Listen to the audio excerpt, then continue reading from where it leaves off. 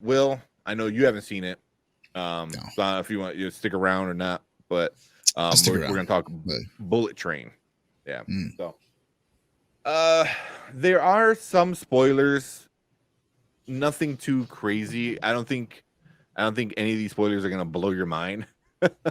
okay, I think if you watch the movie, it was very like you saw a lot of things coming. There were a few things might have got you, but yeah. So I think there's no ruining the movie for you. okay. Yeah. But go ahead. So here we Let go. us know. So, Bullet Train. In Bullet Train, Brad Pitt stars as Ladybug, an unlucky assassin determined to do his job peacefully after one too many gigs gone off the rails. Fate, however, may have other plans, as Ladybug's latest mission puts him on a collision course with lethal adversaries from around the globe, all with connected yet conflicting objectives. On the world's fastest train. From the director of Deadpool 2, David Leitch, I think I'm pronouncing that right. The end of the line is only the beginning in a wild, non-stop thrill ride through modern day Japan. Wow, that Yeah. sounds interesting. It kind of reminds me of like that one movie with Keanu Reeves, and he's like on a bus instead, and he has to go like 80 miles an hour, or else everybody Speed. Speed. dies. There you go, Speed. Uh,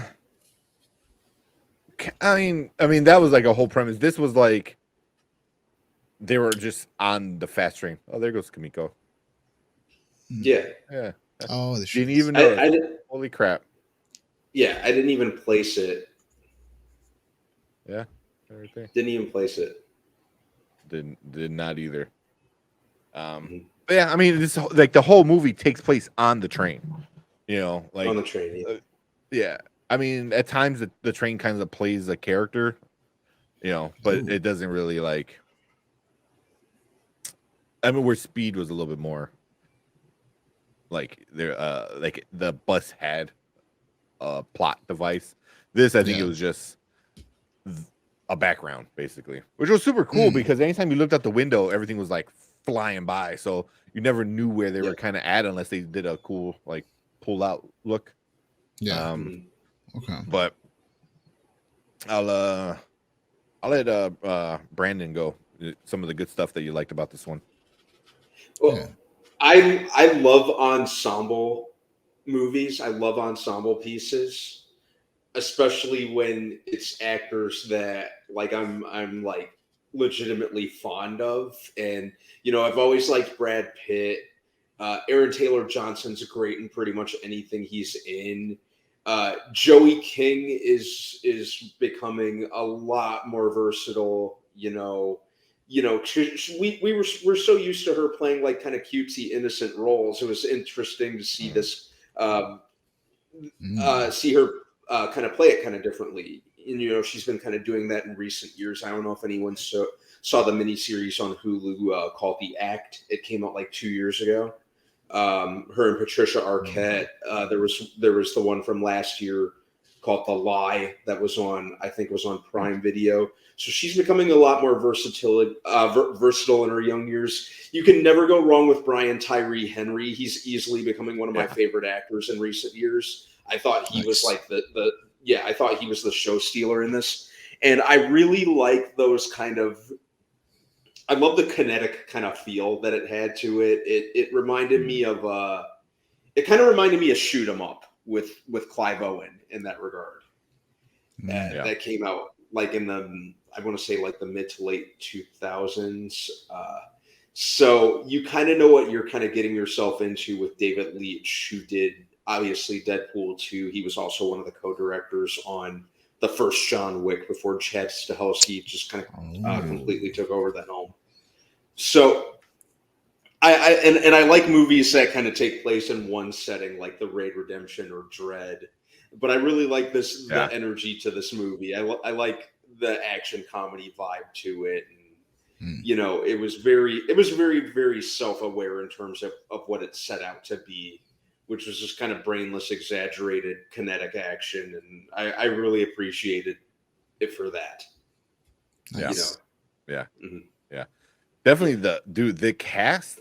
was crazy. It was Yeah. insane. It was like every time they sat down at a random seat, boom, Channing Tatum's there. You know, Yeah. it's like Yeah. you turn Damn. around and yeah, Channing Tatum was in a quick little scene. Did not know he was in there. Yeah. Cameo. Yeah, yeah. They had some good cameos. The cameos are great.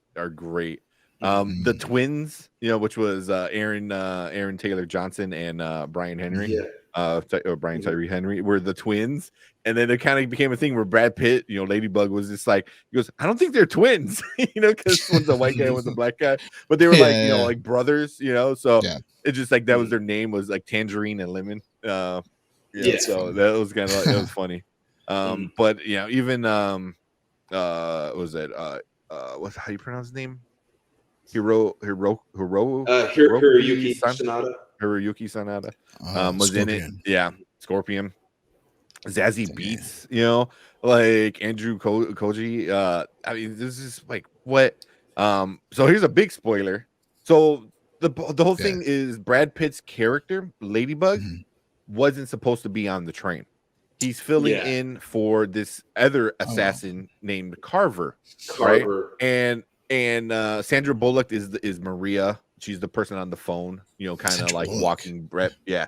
And you don't see her until basically the very end. Handler. Yeah, the handler, you know, kind of like giving him advice like what to do and like, oh, it's an easy job. You're just gonna grab the suitcase and then go. Like, that's it. You know, and then it becomes this big thing. But he's named Ladybug because he's bad luck. Like even when he's trying not to kill people, people are still dying. And so she kind of played with his whole bad luck and said Ladybug, you know, because they're good luck. So that was really funny. So the whole time, like he's like, I'm not even supposed to be on this job, you know. As he keeps getting more and more crazy, you know, like and all the battles and the twists and turns and stuff. And then at the very end, there's the main bad guy, I guess, who's the overarching villain and all. Is his name is White Death. Like that's his name is White Death. And the whole time I'm like, who is this? Like super cool. He has like that Japanese kind of like demon mask on and stuff like that. He betrays his like master and becomes like the new crime lord of, you know, the gang in Japan and stuff like that.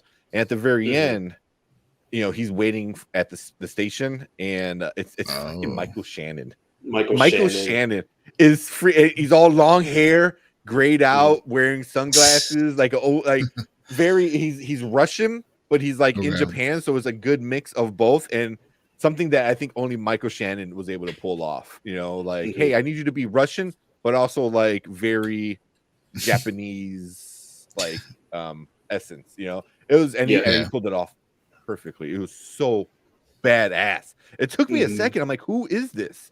And then once I realized it was Michael Shannon, it blew my mind because I was like, "There's no way," because that was just. But he was great. I thought him, Michael Shannon, and Brian Henry stole the show. You know, Brian Henry, every time he was on screen, it was awesome because he had this whole thing of. What? Good. Oh no, I was just gonna say Brian Henry is just great. He, like I said, he was easily my favorite character. Yeah. He was great. We had this whole thing of he related people to Thomas the Train characters. Yeah. So he's like, "Oh, you're a diesel." You know, I think he called the Ladybug. He goes, "Oh, you're a diesel. You're always like starting shit and this and that." He goes, "I'm not a diesel. I'm not a diesel." Yeah. You know, it was kind of like funny like that. But well, then you kind of find out that Ladybug was supposed to be in it, and Carver winds up being fucking Ryan Reynolds. Ryan Reynolds. What? That was the quickest. Shit. He didn't say a single word. He was on screen for maybe 15 seconds. That's funny. If that. I didn't say anything. If that. No, how poetic is that? The loud mouth, you know, Merc with a mouth. Didn't say a word. Didn't say a word. Yeah, which is fun because there's the whole thing too where the director of this and Ryan Reynolds had like a falling out because of Deadpool 2. So there's like a big rumor going around that like, oh, they don't like each other anymore.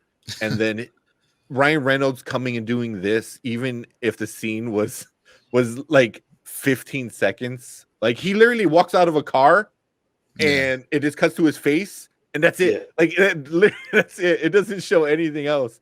But I just feel like it's Wow. more of a like, oh, cool. They're still buddies. You know, I guess I think they're still cool with each other. So, you know, I think that's what made me feel more happy than seeing Ryan Reynolds. But oh my god, there's so many freaking, like you said, Kamiko from she was the train stewardess, I guess, or whatever. So you know, well, not her name is not Kamiko, it's Karen Fukuhara. But you know, Kamiko from The Boys. But you know, Zazie Beetz was a badass.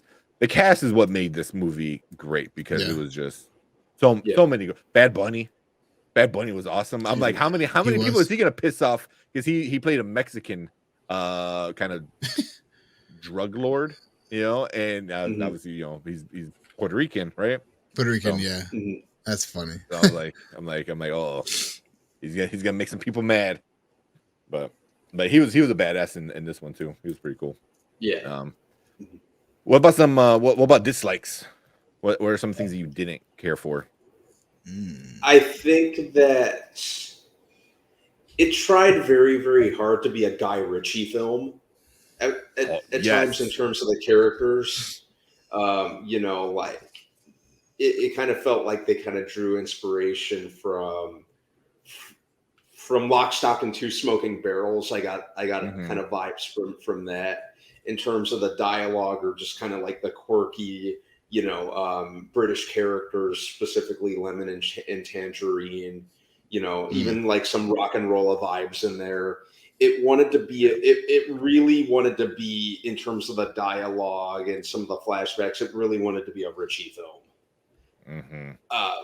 And I think it kind of self-sabotaged in that regard. They could have dialed that back a little bit. I also think it could have been, in terms of the length, it could have been trimmed down a little bit in that regard. I don't think it, you know, they could have gotten away with like an hour 45 minutes. It really didn't need to be. It didn't even need to be 2 hours. You know. No. Oh wow, 2 hours. Yeah, like it was like 2 hours and some change. Yeah, it was 2 hours 6 minutes was the runtime. I also kind of get what they were trying to do with the very heavy slapsticks tone with a lot of the action, and I think there were times where they kind of could have dialed it back. Like I said, I kind of get what they were trying to do in that regard, but at the same time, they could have dialed it back. I think it was trying to be a little too quirky for its own good at times, and it kind of not the entire thing, because I was very, very entertained with it, but at times it kind of backfired on them, I'd say. Yeah, I agree. I remember watching other people's like reviews talking about it, and somebody said it's a Guy Ritchie light film, and I was like, oh my god, it is. You know, but it was very much like a Guy Ritchie film. I actually think about it, I'm like, was he involved in this movie? And I had to look it up and see, like, he had to be a producer or something, because it was very much his style. But I don't think he was involved at all in it. At least not that. And I didn't even see any reviews. Like I said, I jumped in this, man. I'm fresh out of the theater just a couple hours ago. Yeah, you're straight from the theater. But a lot of people are saying it's very Guy Ritchie-ish. But yeah, definitely, if you know a Guy Ritchie film, you would question whether or not he's involved in this one, for sure. Yeah. But the biggest thing that kind of like drove me mad was, I just hate that they made almost everyone stupid.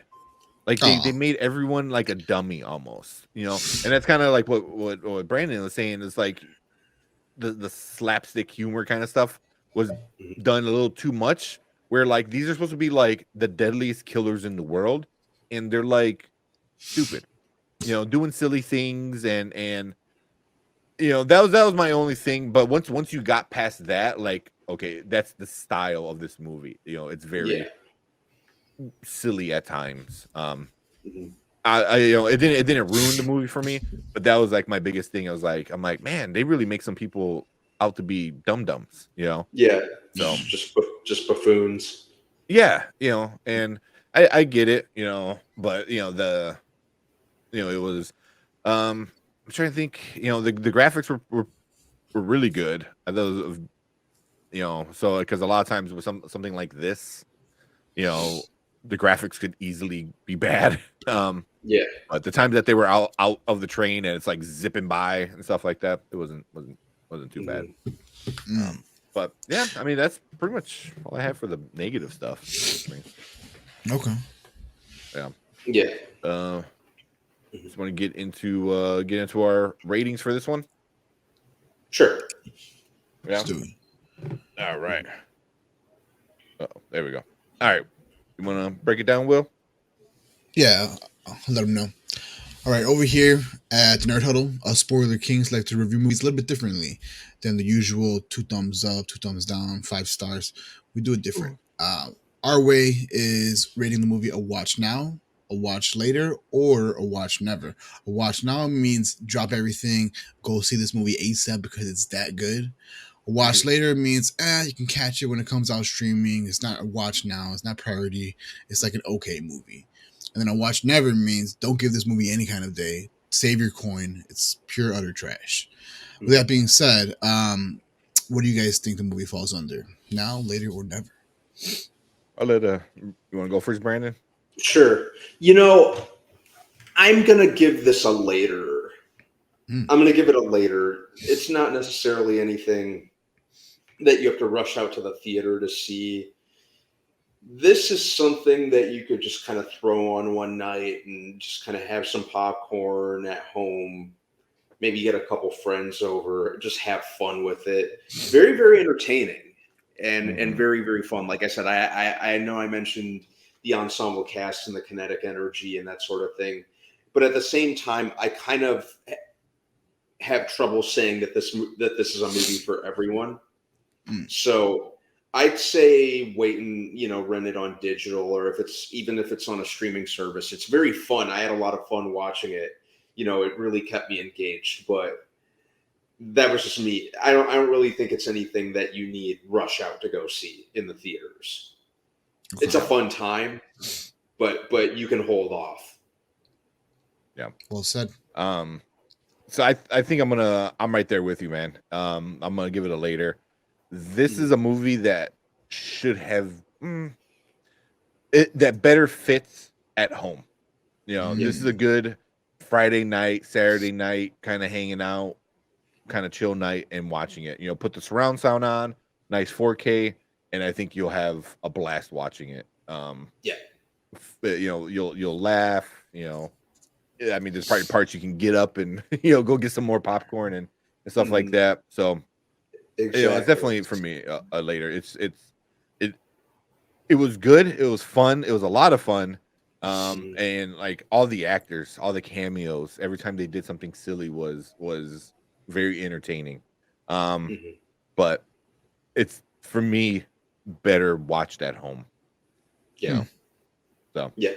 Still very, very fun movie. If you like action, it's had a lot of good action. So I got a question. Yep. From the sounds of it, right? Hearing both of you guys' takes on the movie, this movie kind of sounds like maybe, and correct me if I'm wrong, maybe I'm totally way off with this.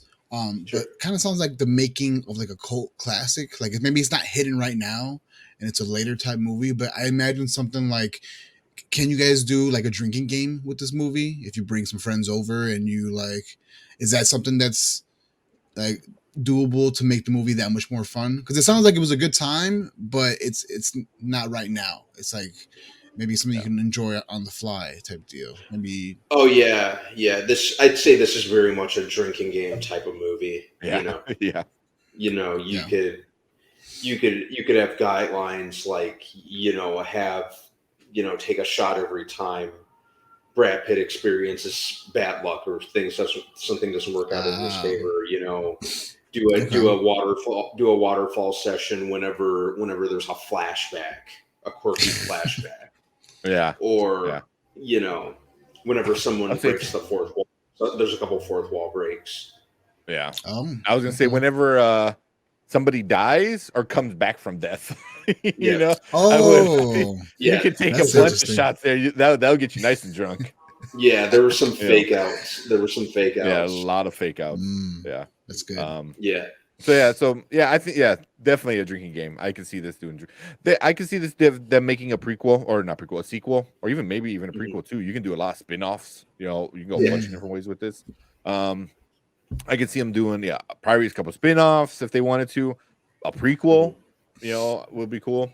Yeah. So a sequel would be cool. So I can see them going a lot of different ways with this. And I'll probably do well enough. And then also on Rotten Tomatoes, put this up. So the audience gave it a 76, which Mm. I think that's better than Predator, which is insane. Like the Mhm. audience for Predator or for Prey gave a 71, and the audience gave, although it's less people, but Yeah. 78. Maybe I would score a little bit less than 78. But the critics did not like it. 53%. Wow. I'm somewhere in between these two. I'm somewhere in between. I'd say the same. Yeah. I'd say the same. Yeah, somewhere right in between. But not that many. It was only 245 reviews. Which is kind of crazy for a Brad Pitt movie. But Yeah. is what it is. But I was gonna say, how's Brad Pitt in this one? Is he on the decline at all with his craft, or is he still, is he still Fight Club good? Like, I wouldn't say he's on the decline at all. I think at this point in No. his career, he's in a comfortable spot. He still gives 110%. Very very different from like your Tyler Durdens or your David Mills or that sort of thing. But he's always been kind of versatile, especially in recent years in some of the roles that he's played. He was very very fun to watch in this. I thought. okay. Yeah. Very much Him so. playing this kind of neurotic kind of Mm. I almost want to Anti-kill. say kind of anti-kill, almost kind of bumbling. I almost want to say bumbling, but at the same time I don't want to say bumbling because he's competent enough at what he does. But at the same time I do want to say kind of bumbling to an extent. It was fun to watch. So he was very much in his element, I thought. Okay. Yeah. Good. It reminded it funny that you say Tyler Durden Fight Club because it reminded me of that, but like the opposite coin of Tyler Durden, where Tyler Durden's like the world sucks, destroy everything, kind of like this is the opposite, very like positive. I don't want to be a bad guy, like I don't need to kill people to do my job, but it's still but had the same vibe, what I mean, just different attitude of it, if that makes sense. But it very much reminded me of that character of saying random shit that kind of made sense, but really kind of did it, because he would try doing these like proverbs and like old sayings, and it would never come out right. And Tyler Durden kind of did the same thing, but since he did it with confidence, it was like, cool, so it was very cool. But yeah, he's definitely not on a decline. It was very fun time watching him. Okay. He was very very fun with it. So yeah, but anything else before we kind of close out for a minute? I'm just I think happy to that's see about Bad it Bunny. for me. Oh, Yeah, that's it. Well, what you say, Will? sorry. I was saying, I didn't mean to interrupt. I was saying I'm happy to see Bad Bunny, kind of branching out, sticking his hands in different honeypots of how he gets his income. He made it big in WWE, and like him being a fan of the whatchamacallit, of wrestling just makes it that much more cooler that he's interested in other crafts and whatnot. So I hope he did well. How did Bad Bunny do? Not that he's like a main character at all, but did he do okay? He was fun. He was a Yeah. lot of fun to watch. Yeah, Mhm. Mm. I liked his character. I thought he played his character pretty well. It was a very short, quick role in the beginning. Okay. But I enjoyed his character. He was pretty cool. It was pretty Nice. cool. It's definitely, hopefully, if we see some more of that, because I believe he is playing in the MC. Is it the MCU? No, I believe it's like Sony's separate Sony. That's what it is. Spider villain verse they're doing, which I just still don't get. Oh. Yeah, he's supposed to be some wrestler, I think, or some like a luchador kind of wrestler, like a bootleg Bane almost, but not quite Bane. I heard about but that. Yeah. So he's supposed to do that, and if this is what he is, I liked it. I liked it. You know, he didn't steal the show, but he wasn't in it that much. You know, he wasn't. So, but he was fun. He was fun. Yeah, he was entertaining. You know, for his bit part. Cool. If you're watching live, stick around. If you're watching on replay, leave a comment. Let us know what you thought about Bullet Train. Did you like it? Did you hate it? Were there somebody that you really enjoyed? Is there a story you want to see more of? You know, do you want to see the twins prequel or a Ladybug prequel? You know, or Ladybug and Carver. You know, Brad Pitt and Ryan Reynolds. You know, team up. That would be kind of cool. But leave a comment. Let us know what you thought about it. But that is it from us at Spoiler Kings. Like I said.